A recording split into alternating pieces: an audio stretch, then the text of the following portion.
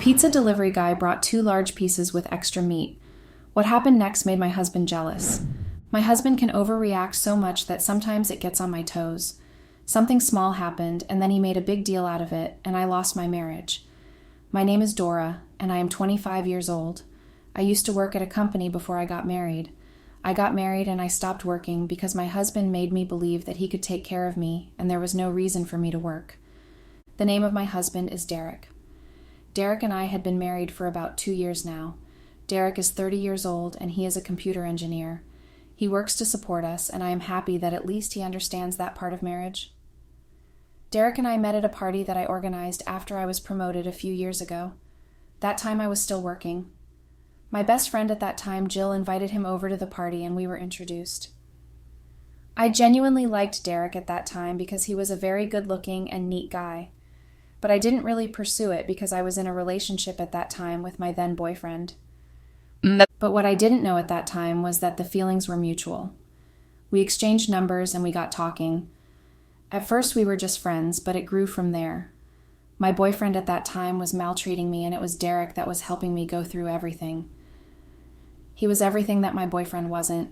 I broke up with my boyfriend at that time, and I started to really get to know Derek. It was all love from his end. I felt at peace with him. He made me feel safe. When he asked me out, I accepted, and we started dating.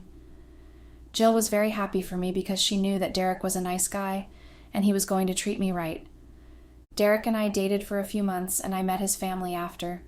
He only had his grandmother left, and she was the nicest old lady I had ever met. We instantly connected, and she took me as her own daughter. After a few months, Derek proposed to me, and I accepted. I planned the wedding with my friend Jill, and it wasn't big because I wasn't really a fan of big events, so I made it intimate, and I was so happy. Derek and I agreed that it was best for me to stop working in order for us to build our family, and I accepted immediately because I didn't want to keep working. I made Derek understand that I wasn't ready to start a family yet because I was young and I wasn't ready to have a child yet.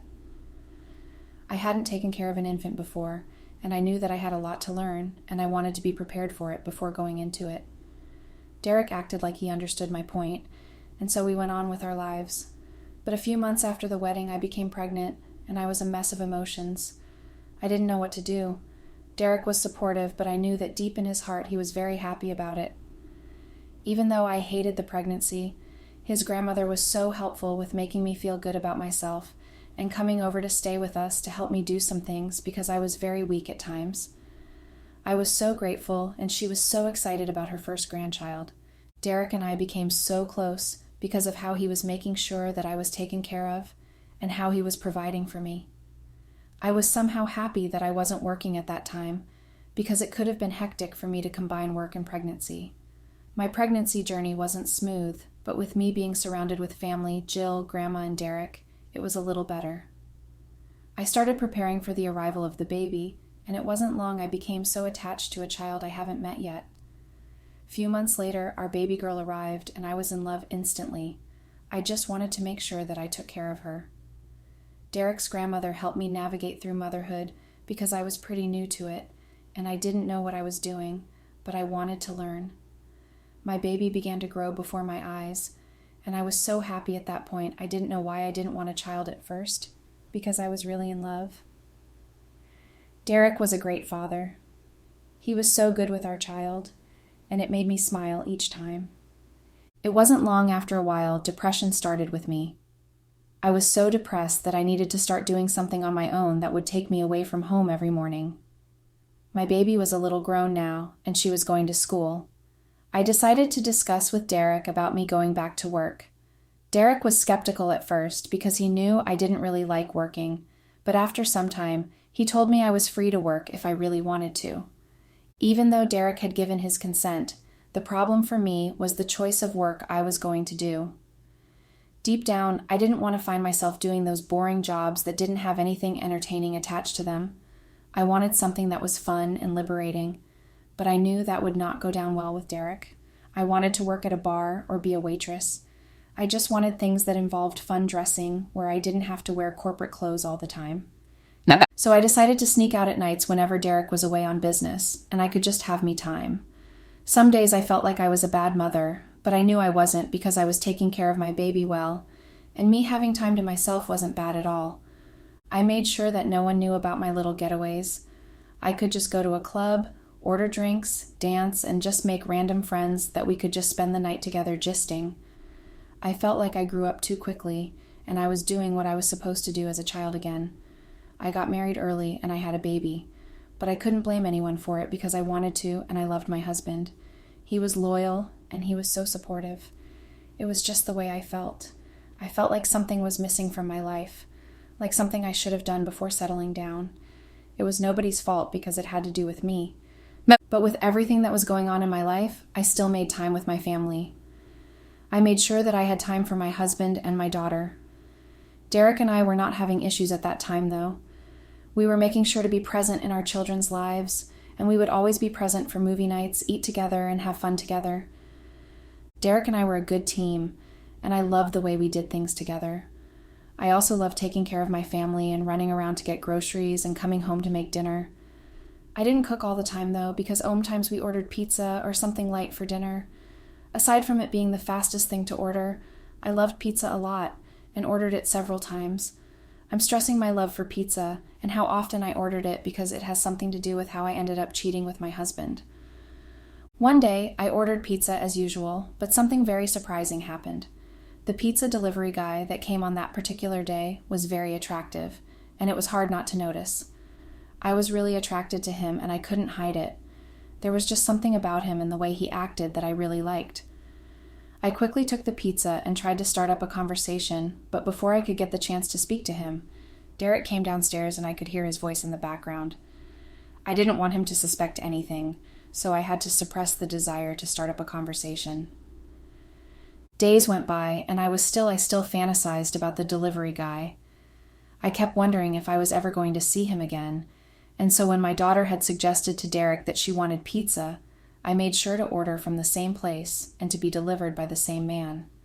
I really wished he was the one that was going to come again. Luckily for me, the same guy came to deliver the pizza again.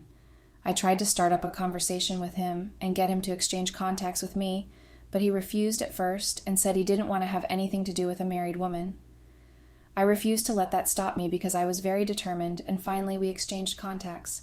We got talking online after that, and I was happy I got something that kept me busy. I got to know that his name was Drew along the line.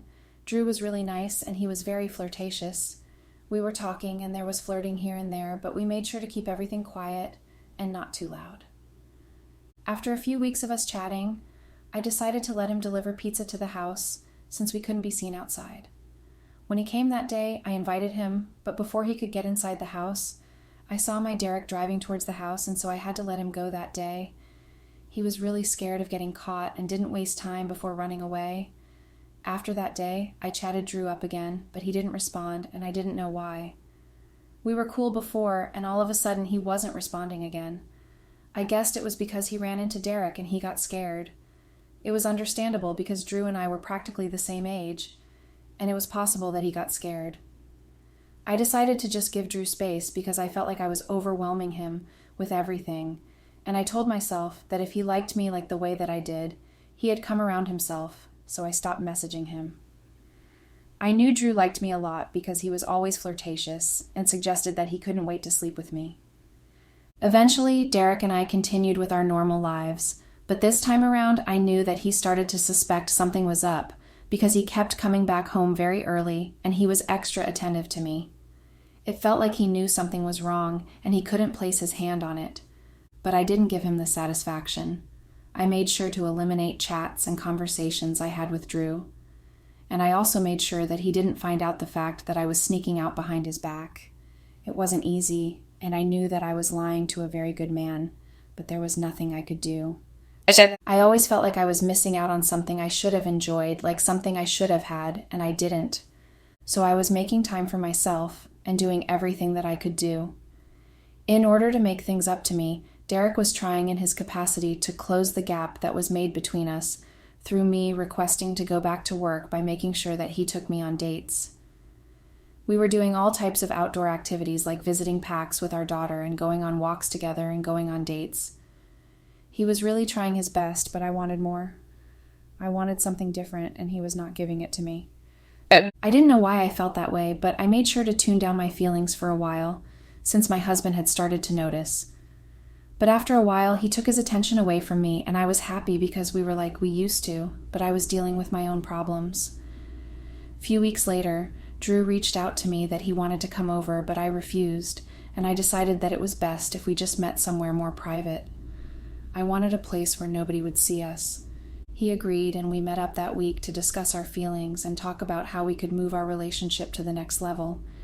There wasn't a relationship at that time, though. It was more of an infatuation. We kept talking, and Drew's so flirty and nice that I told him I wanted to see him again. But I just didn't know how I was going to go about it. I decided that it was best I ordered another pizza so that we could use that as disguise. My husband was out of town, and my child was at her grandmother's home. It was a good way for me to be able to spend time with Drew. Drew came over, and we had fun together. I told myself that it was going to be the last time that it was going to happen, because I didn't want to continue cheating, but there was just something about Drew that kept bringing me back. I kept on seeing Drew behind my husband's back. Drew and I decided to take a break after a while because I felt like we were becoming very close, and I was enjoying what was happening too much. I didn't want to be caught and lose my marriage and my family, so we took a break, but it was unknown to me that Derek had started to suspect me, and he was monitoring my every move. Things got so heated that I told my friend Jill about my situation. I made her understand that I loved my husband, but on most times, I just want to leave the house, go to a quiet place, and maybe get a drink. Jill understood what I was saying, and she decided to help me through it. I didn't tell her about my cheating because I knew that it could break her since she was close to Derek, and I didn't want to put her in a position where she would have to choose between me and Derek. So I kept it to myself, and I made sure to just follow the advice she gave me, that I should try and go around the city in the morning, in order for me to get some fresh air. I didn't blame her for the advice because she was living her best life, and she had no problems at all. After some weeks of not talking with Drew, he finally called me. I even thought that he was not going to call at all, but he called to tell me that he missed me, and he wanted to see me. I knew that I couldn't see him, but we could meet somehow. I told him that it was best if he gave me time for me to be able to make things happen for us. I also wanted to see him, and I knew that us meeting again after a long time was going to be mind-blowing, so I made plans one weekend for us to see. Derek was called into work last minute that day, and I wanted my daughter to go visit her grandmother. I made sure to order 2 large pizzas with extra meat, just like the way I like it. This was just a code me and Drew learned to use anytime we wanted to hook up. I told Drew that day that he should be the one to deliver it to my house, and he did. When he came over, we ate and watched our favorite movie, but hours into the night after we had a few drinks, we got drunk and started kissing. I would normally go into the room with him, but that night I was too drunk to think of that, and Drew was being very impatient, so we just had sex in the living room. I never expected what happened next after that because, to my surprise, Derek barged into the house and saw me on top of Derek. I was so drunk, but when he caught me, it felt like all the alcohol was washed out of my system, and I could see the disappointment in his eyes. He was really angry. I tried to run after him in order to explain to him about how I was sorry, but before I could get some clothes on, he was gone. Everything happened so fast that I was still phased, and when Drew wanted to comfort me, I totally ignored him. I was just thinking about how I was going to explain this simple mistake to my husband and my family. Deep in my mind, I was praying that my husband understood where I was coming from. It was a simple mistake, and nobody was above mistakes. For days after that, I didn't see Derek. It was as if he totally disappeared from me, but I was happy that he didn't tell his grandmother because she came with my daughter the day after I was caught, and we had a normal conversation. I was really hoping that things don't get complicated because it was as if I used my own hands to destroy the good marriage that I was enjoying in my home. Ever since the incident happened, I hadn't spoken to Drew, but I needed comfort. I needed somebody to tell me that everything was going to be all right, and there was no need to panic. Whenever I think about my daughter and my marriage, I become so afraid of what's to come. I stayed that way being confused and not knowing what to expect until 2 weeks later when Derek's grandmother requested to see me. I thought she just wanted to see my daughter, but to my greatest surprise, she had already spoken to her grandchild and I was indirectly called for questioning. She was really angry and disappointed, and she almost threw things at me. I explained to her that it just happened, and it wasn't something that I planned. I thought she was going to use her maternal instincts to pity me and see things from my point of view, but she rained all sorts of insults on me for cheating on her son. I told her that it wasn't intentional and that I was sorry, but he drove me out of her house. I felt so ashamed of what I did that I begged her to try and speak to Derek for me, but it was useless because I already knew where she stood. There was nothing I could say that could change her mind, and she had already concluded that I was the worst mistake in her grandson's life. I went home that day, and I was so depressed. What was eating me up the most was the fact that I hadn't heard anything from Derek. He had completely gone mute on me. I kept calling him, but he was not responding. That's the worst of it all. I was scared that he was going to use my cheating as an excuse to cheat on me, and the thought of that made me angry. I gathered enough courage, and I told Jill about what happened, and she was so disappointed in me. I told her because I knew that she was the only one that could find Derek wherever he was hiding. My friend was so disappointed that she wanted to have nothing to do with me. She was so hurt, and she couldn't believe I did what I did to Derek. I still pleaded with her to speak to him in order for us to make sure that he was okay, but she left and I kept calling afterwards but got ignored. It was as if everything went quiet on me and they didn't want to have anything to do with me. I believe Derek is overreacting and needs to come back. I don't want to lose my marriage. Update. Hey everyone, I'm here with an update. It's been crazy, but life still went on, and when my daughter's birthday came, Derek didn't show up. My daughter kept asking me about him, and I was running out of answers. I felt that he should have at least considered our daughter and came back home. But as time went on, everything began to crumble slowly on me, and I started to struggle. The credit card I had began to decline payment, and I couldn't pay for our normal house bills again. I didn't know what was happening at first until I went to the bank to complain, and I was told that my husband had removed money from our joint account to his personal account, meaning that I had no access to his money. I didn't know how to feel because I had no job and I had no money. I was scared because didn't know how to survive. I decided that it was best if I go out to look for a job that could at least sustain my daughter and I, but that proved to be nothing because nobody was willing to employ me again in the companies I once worked for. The crazy thing was, Derek's grandmother would come to take my daughter and feed her, but she would get nothing for me. Derek gave her money to take care of only our daughter. That really angered me a lot, but one day, it all became words. Derek showed up randomly and served me divorce papers. He said he was done and wanted nothing to do with me. I begged him for the sake of our child in order for us to settle down and talk. He requested that it was only going to be possible if we talk with our lawyers present and that divorce was all he wanted. Even though I didn't have enough money for a lawyer, I was able to borrow some money and I afforded a cheap lawyer. I wished Derek didn't bring lawyers into our problem. I wished he could just listen to me so that we can solve the problem and move on with our lives. But he refused to hear me out. I know that I did something wrong, but I was begging him for forgiveness and felt he had punished me enough. I even thought that he could at least temper justice with mercy and consider our child and not throw me out of the house, but he was being totally heartless. Our divorce and battle for custody was insane. His lawyer were able to prove that I was an unfit mother who didn't have any source of income, and so Derek got full custody. I was really hurt and couldn't believe they made me look like a careless mother. He knew that my daughter was everything to me and I couldn't live without her, but he still went ahead with his plans. I know I always made her go to his grandmother's place whenever I wanted to sleep with Drew, but that shouldn't have been used against me. I begged Derek and called his grandmother to help speak to him and ask him reconsider the torture, but everybody ignored me, including my own best friend Jill. I believe Derek is a monster for what he did to me, and I regret ever marrying him.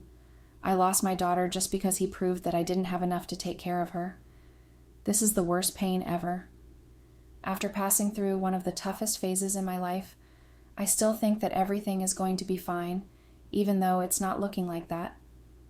I have moved on, but I still remember my daughter from time to time.